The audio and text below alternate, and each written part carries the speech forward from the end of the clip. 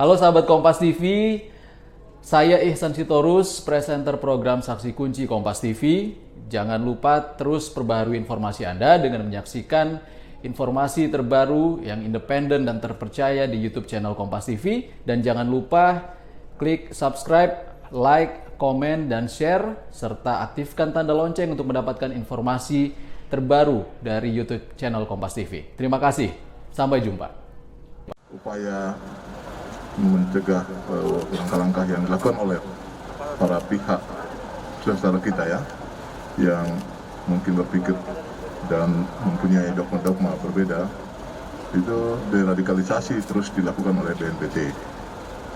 Tetapi untuk jaringan-jaringan kelompok teroris yang memang kelompok radikal yang setelah terdata, teridentifikasi, maka sinergitas antara Densus 88, BNPT, dan kami semua dari jajaran intelijen itu padu.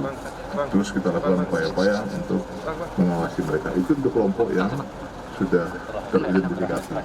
Namun demikian, untuk yang sekarang, ini ada beberapa pola baru yang mereka lakukan lewat yang kita kenal sebagai lone wolf, yaitu pergerakan dilakukan secara perseorangan ataupun kelompok kecil dalam ikatan keluarga dan lain sebagainya. Nah, itu diharapkan memang partisipasi dari semua pihak dalam hal melihat indikasi pergerakan kebiasaan daripada person-person warga masyarakat yang ada di sekeliling lingkungan tempat tinggal di mana kita berada. Itu sangat diharapkan partisipasi dari masyarakat.